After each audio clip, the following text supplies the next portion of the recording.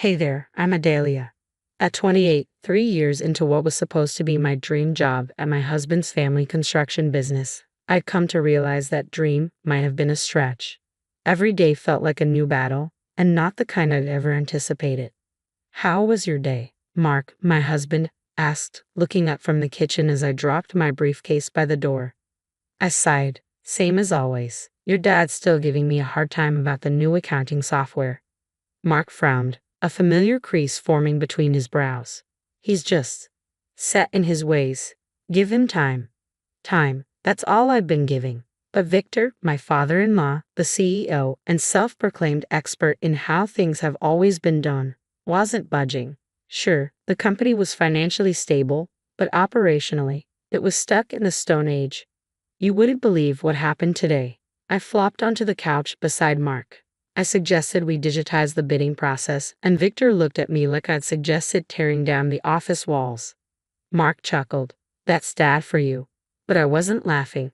The next day, I ran into Emma, my sister-in-law, who, despite our differences, was the only one who truly got what I was going through. How's the modernization crusade? She whispered, leaning on my desk. About as effective as teaching the cat to swim, I replied, rolling my eyes. Just then, Robert, my cousin-in-law and the resident brown-noser, sauntered by. Hey, Adalia, heard you're trying to reinvent the wheel again. Why fix what isn't broken, right? I bit my tongue, holding back what I really wanted to say. If only he knew how unbroken things actually were. Later, that week, we had a company golf outing. I thought maybe, just maybe, a more relaxed setting would make Victor more receptive to my ideas. I couldn't have been more wrong.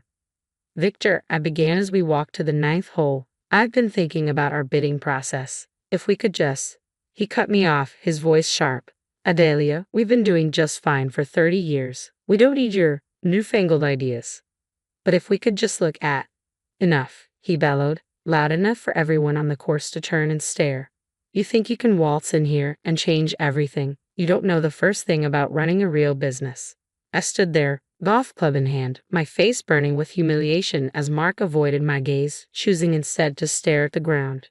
That night, I tossed and turned, reliving every excruciating second. You okay? Mark mumbled, half asleep beside me. Yeah, I lied, staring at the ceiling. Just thinking about work. But lying there in the dark, I realized this went beyond simple resistance to change. Something was wrong, and I was going to find out what it was. Little did I know, I was about to uncover more than I'd bargained for. The weeks after the golf incident were tense. I felt eyes on me everywhere in the office. One morning, as I passed the water cooler, I overheard Robert murmuring to a group of colleagues. I'm just saying, it's weird how she's always poking around in the old files. What's she looking for, anyway? I clenched my jaw and walked by, pretending I hadn't heard, but his words wouldn't leave my mind. That afternoon, I made a decision. I was going to dig deeper into those old files. What I found made my stomach lurch.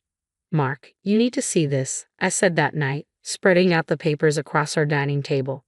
There are huge discrepancies in the company's finances from before I started working here. Mark barely looked up from his phone. I'm sure it's just a clerical error, babe. Don't stress over it. This isn't a simple error, Mark. We're talking hundreds of thousands of dollars unaccounted for. He sighed, finally meeting my gaze. Adalia, please just let it go. You're already on thin ice with Dad. I couldn't believe it. So you want me to ignore potential fraud? That's not what I'm saying, he muttered, looking away. Just be careful, okay? The next day, Victor cornered me in my office. I hear you've been asking questions about our old records. I was just double-checking some figures, making sure everything matches up. Your job, he snapped, is to manage current finances, not dig up the past. Stick to your own work. From that day on, Victor's hostility escalated. He demanded hourly updates, questioned every decision I made, and started CCing Robert on all our email exchanges. Then, one evening as I was working late, as Victor's raised voice cut through the walls of his office, I crept closer, curiosity getting the best of me. You promised this wouldn't be traced back to us, he hissed, each word dripping with tension. My heart raced. Missing funds? This was bigger than I'd ever suspected, and I knew I couldn't face it alone. The next day, I found Emma in the break room. Em, I need a favor, I said, my voice low. Can you help me access some of the really old financial records? She raised an eyebrow, glancing around. The ones in the storage room. Why? I can't explain right now, but it's important. Please. She hesitated, then nodded. Okay, but be careful. Dad's been on the warpath. Later that week, we gathered for a family dinner at Victor and Martha's house. The tension was thick, and Victor's glares kept landing on me. Finally, he slammed his fork down, making everyone jump. I can't take this anymore, Adelia. What's your endgame here? Excuse me, I asked, taken aback. Don't play dumb, he snapped. The questions, the snooping. Are you trying to take over my company?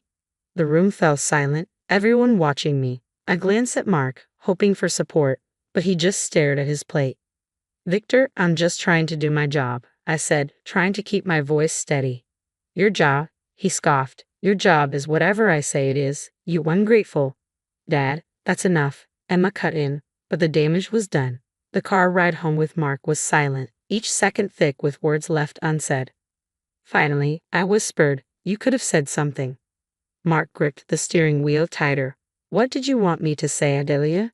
You're the one stirring up trouble. In that moment, I knew I was on my own, but I wasn't backing down. There was something rotten in that company, and I was going to expose it, no matter the cost. A few nights later, Emma and I sat huddled around my laptop, her face pale in the dim light. This is insane, she whispered. How did they think they'd get away with this? They almost did, I replied, but not anymore. Days turned into nights as I compiled evidence, triple-checking every detail. By Friday, I had a report so solid it could withstand a hurricane.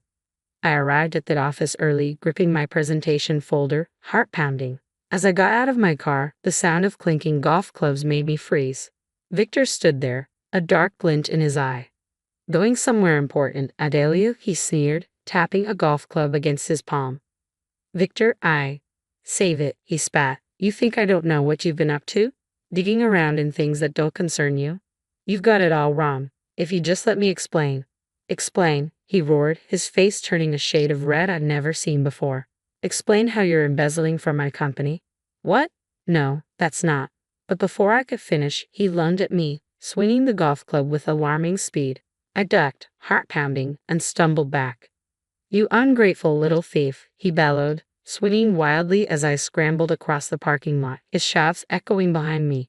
Out of the corner of my eye, I saw office windows fill with faces, some even holding up phones to record. Help, I screamed, narrowly dodging another swing. Somebody stop him. Finally, 2 security guards rushed forward, pulling Victor back as I collapsed against a parked car, gasping for breath. This isn't over, he shouted as they dragged him away. You're finished in this town, Adelia. Shaking, I did the only thing I could think of. I called Emma. I'll be right there, she said, her voice tight with concern. An hour later, I sat in Emma's living room, a cup of tea growing cold in my hands as I recounted everything. He's lost his mind, she murmured, shaking her head. We need to go to the police. Just then my phone buzzed. It was Mark. Adelia, where are you? Dad told me what happened. How could you do this to us? My blood ran cold. Mark, you can't seriously believe. I don't know what to believe anymore. He cut me off. But I think it's best if you don't come home tonight, or for a while. The line went dead, and I stared at the phone, disbelief giving way to hot, steaming tears. He believes them, I whispered, my voice breaking. After everything, he still believes them over me. Emma wrapped an arm around my shoulders. I'm so sorry, Adelia. What are you going to do? I wiped my tears, a fire igniting in my chest. I'm going to fight back. I straightened, my voice stronger than I felt. I'm going to clear my name and make them pay for every lie, every stolen dollar, and every moment of pain they've caused. Emma squeezed my hand, her steady presence grounding me, and I'll be right there with you. With Emma's support, I hired a top-notch forensic accountant to validate my findings. When he confirmed everything, I knew it was time to act. I sent an anonymous tip to both the IRS and the FBI, alerting them to the company's financial irregularities. While the investigation unfolded, I focused on rebuilding my life. I launched a small business consultancy specializing in financial systems for startups. It wasn't easy, but word spread fast. Adelia, your system has saved us thousands already. One of my first clients told me the appreciation rekindling the confidence I'd almost forgotten. Months passed and news of the investigation into Victor's company began making waves. Over coffee one day, Emma gave me an update. Robert's been shredding documents like crazy, she said with a smirk. And Dad, he's not handling it well. I tried not to relish their downfall, but it was hard. They had made their choices, and now they had to face the consequences. One evening, as I was locking up my office, I turned and saw Mark. He looked exhausted, dark circles etched under his eyes. Adelia, please, he began, voice strained. Can we talk? I'm sorry. I should have believed you. A pang of hurt cut through me, but I kept it buried. It's too late, Mark. You made your choice. I turned to leave, but he called after me, voice thick with regret. I was wrong. Please give me another chance. I didn't stop. Some bridges, once burned, can't be rebuilt. The investigation dragged on for months, but finally, the truth came out. Victor and Robert were charged with years of tax evasion, fraud. The news broke like a bombshell. Breaking news. Local construction mogul Victor Steele and his nephew Robert Steele indicted on multiple charges of financial fraud. I watched the report, stunned. It was finally over. The next day, Emma called me in tears.